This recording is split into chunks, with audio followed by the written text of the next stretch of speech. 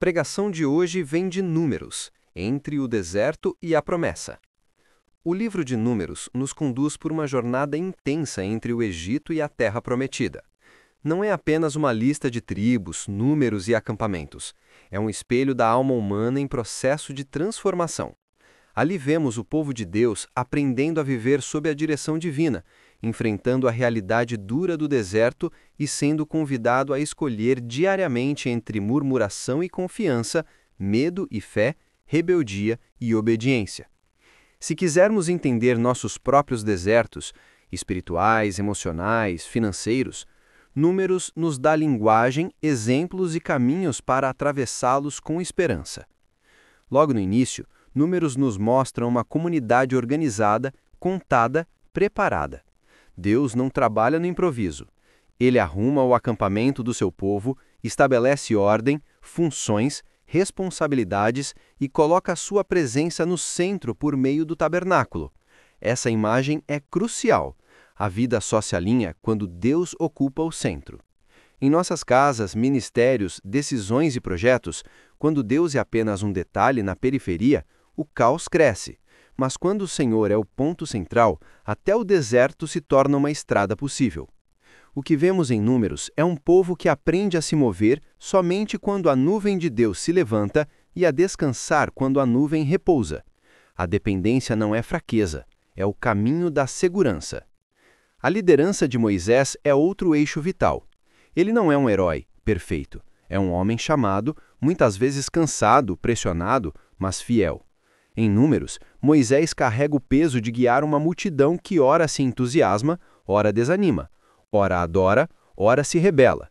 Isso nos ensina que liderança espiritual não é palco para brilhar, é cruz para carregar. Líderes são servos que respondem à vontade de Deus em meio a tensões. Em nossas igrejas, famílias e comunidades, precisamos lembrar: quem lidera com o coração de Cristo vai enfrentar críticas, resistências e incompreensões, mas permanecerá firme quando estiver enraizado na vontade de Deus. O deserto, contudo, expõe a tentação da murmuração. Números 11 relata um povo que, cansado, olha para trás e idealiza o Egito. Esquecem o chicote, a escravidão, a humilhação e lembram apenas dos sabores simples que tinham. Esse é um padrão humano romantizar o passado quando o presente nos frustra. Quantas vezes idealizamos a vida de antes e pensamos que voltar seria melhor?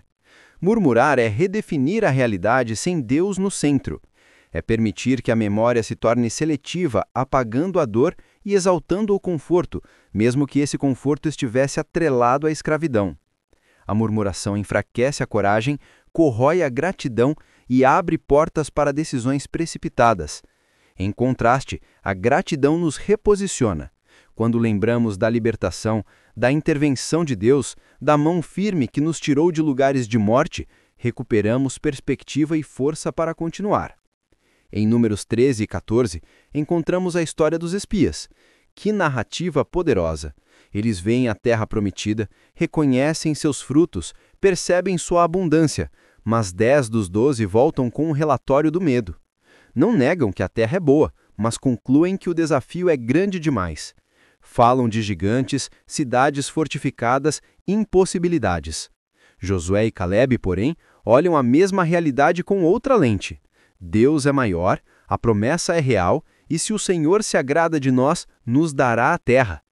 Eis o conflito que atravessa séculos. A maioria, às vezes, escolhe a interpretação do medo. O resultado é triste. Uma geração inteira perde o tempo de Deus e o povo vaga 40 anos no deserto. A incredulidade não é só uma emoção, é uma postura que nos faz desperdiçar anos, oportunidades, chamadas e momentos de intervenção. O medo absoluto constrói prisões mentais, mas a fé, mesmo que ainda não vê, escolhe caminhar. O convite de Números é claro. Não permita que o olhar do medo determine seu futuro. Não aceite relatórios que reduzem Deus ao tamanho dos obstáculos. Escolha a perspectiva de Josué e Caleb, uma fé que honra a promessa e enfrenta os gigantes em nome do Senhor. Outro episódio igualmente forte é a rebelião de Corá, Datã e Abirão, em Números 16. Eles questionam a liderança, reivindicam um status que Deus não lhes deu e promovem divisão sobre o discurso de igualdade. O problema não é o desejo de participação, é a ambição disfarçada de espiritualidade. Deus responde mostrando que liderança é definida por obediência, não por título. Essa passagem nos alerta contra a sedução do poder e contra movimentos que parecem justos, mas nascem da inveja e da submissão. Em comunidades de fé, a unidade não é uniformidade, mas respeito às funções e à direção divina. Quando cada parte do corpo entende seu lugar e serve com alegria, a igreja avança. Quando a ambição ocupa a cadeira, tudo emperra. Números nos chama à humildade. Não é quem está à frente que importa, é quem está debaixo das mãos de Deus. Há também momentos de profunda misericórdia. Em Números 21, diante das serpentes ardentes que afligem o povo por causa da murmuração, Deus oferece um sinal de cura. A serpente de bronze levantada no deserto. Quem olhava com fé era curado. Esse episódio é um prenúncio da obra de Cristo que seria levantado para nos trazer vida. Mesmo quando somos disciplinados por nossas falhas, Deus abre uma porta de restauração. O deserto não é o fim. A pedagogia do Senhor não tem objetivo destruir, mas sarar e redirecionar. O olhar para a serpente era um olhar de confiança. Hoje, o nosso olhar para Cristo é um olhar de esperança e salvação. Números também nos ensina sobre santidade e reverência. Há a história de Balaão, o profeta contratado para amaldiçoar o povo de Israel, mas que acaba falando bênção, impotente diante do propósito divino. Essa narrativa é um lembrete da soberania de Deus prevalecendo sobre conjuras humanas. Ainda que levantem vozes contra o povo de Deus, quando o Senhor decide abençoar, ninguém desfaz. Ao mesmo tempo, vemos o povo flertando com idolatria e imoralidade, e a disciplina voltando à cena. O recado é direto. A proteção de Deus não é licença para a negligência. Bênção e santidade caminham juntos. A graça nos sustenta, mas a resposta de obediência mantém o caminho aberto. E há a dor da falha na vida de Moisés em Meribá, quando ele fere a rocha em vez de falar a rocha como Deus ordenara. Moisés, o grande líder, o amigo de Deus, também erra. Isso é muito significativo. Deus não esconde as falhas dos seus servos. Ele as registra para que aprendamos. O erro de Moisés foi transformar a frustração em desobediência. Em momentos de pressão, podemos permitir que o cansaço nos empurre para atitudes fora da direção divina. E a consequência pode ser dura. Ainda assim, Deus permanece fiel e dá continuidade ao seu plano. Ele cuida do povo, levanta líderes, abre caminhos. Em nossos desertos, quando falhamos, precisamos reconhecer, corrigir e seguir. O erro não precisa virar identidade, ele pode se tornar aprendizado. Números revela também o cuidado detalhado de Deus com a organização e adoração. Os levitas são separados. Há instruções claras sobre o transporte do tabernáculo. Há responsabilidades definidas por famílias e tribos. Isso nos mostra que a vida com Deus exige ordem. A espiritualidade autêntica não é caos emocional, é disciplina amorosa. Em nossos ministérios, quando há confusão constante, muitas vezes falta oração, planejamento e obediência à escuta. A presença de Deus não dispensa organização, ela inspira a organização. Quando atendemos aos detalhes do que Deus nos pediu, construímos ambientes onde a glória se manifesta com liberdade. O tema da memória também é crucial. O uso de trombetas, as festividades, a maneira como o povo registra suas jornadas. Tudo aponta para uma pedagogia da lembrança. A memória molda a identidade. Quem lembra corretamente, vive corretamente. Números nos chama a praticar a memória da fidelidade de Deus. Lembrar do livramento, do sustento, da direção, dos milagres. Em tempos de desânimo, lembrar é resistir. Em tempos de crise, lembrar é se fortalecer. Quem esquece o que Deus fez se torna vulnerável ao discurso do medo. Quem lembra, fala como Josué e Calebe. Deus foi, é e será fiel. Do ponto de vista pastoral, Números oferece aplicações diretas para a igreja hoje. Primeiro, Deus nos chama à centralidade da presença. Mantenha Cristo no centro das decisões, da liturgia, da música, dos projetos, das agendas. Nada substitui a presença. Segundo, Deus nos convida à maturidade no deserto. O deserto não é fim, é escola. Não é lugar de murmurar, é lugar de aprender. Em cada fase difícil, pergunte: o que Deus está me ensinando? Terceiro, Deus nos chama à coragem contra relatórios de medo. Nem tudo que a maioria diz é a voz de Deus. Discirna, ore, avalie. Siga com fé quando Deus confirmar. Quarto, Deus nos chama à humildade na liderança e no serviço. Sirva sem precisar de título, obedeça sem precisar de aplauso. Persevere sem precisar de reconhecimento. O fruto virá no tempo do Senhor. Quinto, Deus nos aponta para a cura que vem do alto. Olhe para Cristo. Quando o veneno da murmuração, da incredulidade, da divisão ou do cansaço corre em nossas veias, o remédio é a cruz. Ali há perdão, restauração, nova força, nova visão. O povo em Números está sempre se movendo. Isso diz algo sobre nós. A vida com Deus é jornada. Você não está parado, você está sendo conduzido. Às vezes, a nuvem se levanta rapidamente, e é hora de avançar. Às vezes, ela repousa por longos dias, e é hora de esperar. A pressa fora da vontade de Deus e a indecisão quando Ele manda ir são duas formas de desobediência. A maturidade é aprender a andar no ritmo da presença. Suas decisões, seus projetos, seus relacionamentos, sua vida devocional, tudo precisa se ajustar ao movimento de Deus. Há também um aspecto comunitário muito forte. Israel avança como povo, não como indivíduos isolados. Cada tribo tem seu lugar, cada família sua função. Hoje, a igreja é corpo. Não há cristãos ilhas, há membros que se edificam mutuamente. O deserto se torna mais suportável quando carregamos os bardos uns dos outros. A solidão escolhida enfraquece, a comunhão fortalece. Se você está num deserto, aproxime-se da comunidade, abra o coração, peça oração, sirva, caminhe junto. Deus usa gente para sustentar gente. Esse é um método divino. Ele nos visita por meio de mãos humanas. Outro ensinamento precioso de Números é o chamado à pureza.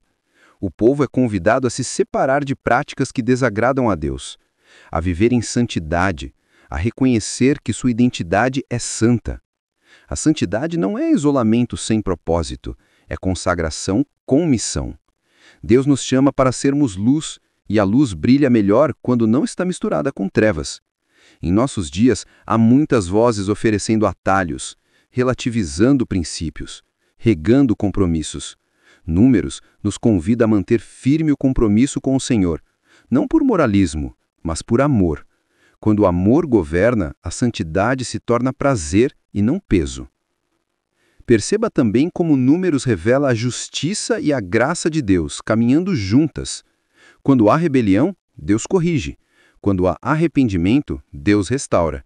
Quando há necessidade, Deus provê. O equilíbrio divino é perfeito. Ele não é indulgente com o pecado, nem cruel com os fracos. Ele é Pai justo e bom.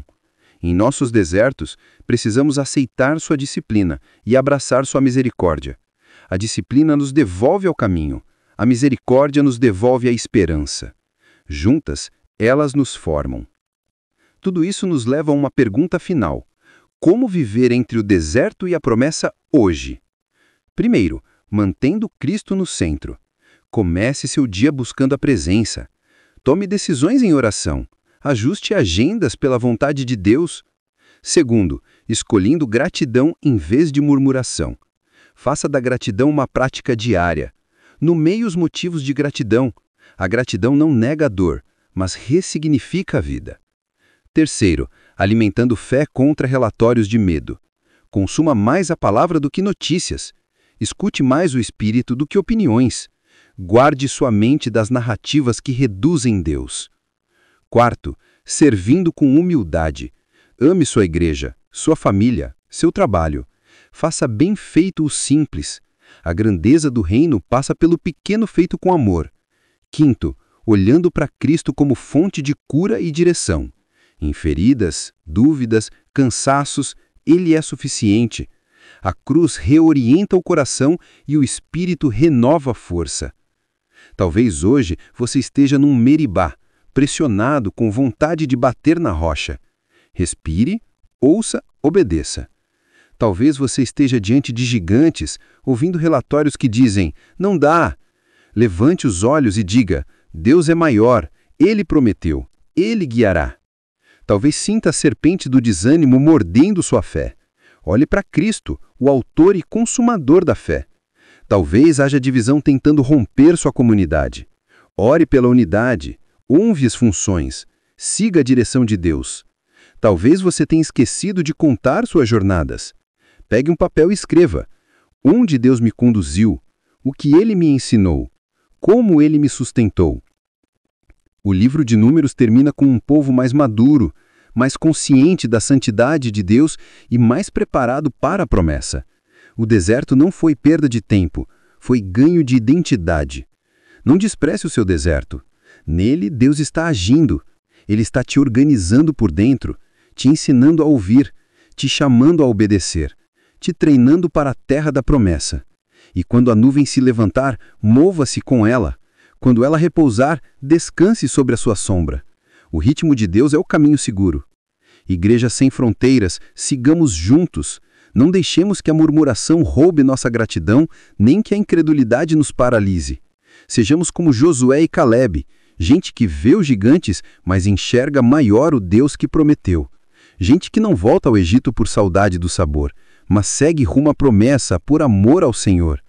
Gente que honra a liderança, ama a comunidade, mantém a santidade e vive pela fé. Que o nosso acampamento seja organizado ao redor da presença de Deus e que o nosso movimento seja sempre guiado pela sua nuvem. Se essa palavra tocou seu coração, compartilhe com alguém que precisa de esperança. Inscreva-se no canal Igreja Sem Fronteiras, ative as notificações e ajude a espalhar a mensagem. Vamos levar a palavra além das fronteiras, lembrando que o Deus que guiou Israel no deserto é o mesmo que nos guia hoje. Ele nos conduz, nos corrige, nos cura e nos leva, passo a passo, até que a promessa se cumpra. Enquanto caminhamos, guardemos essa certeza.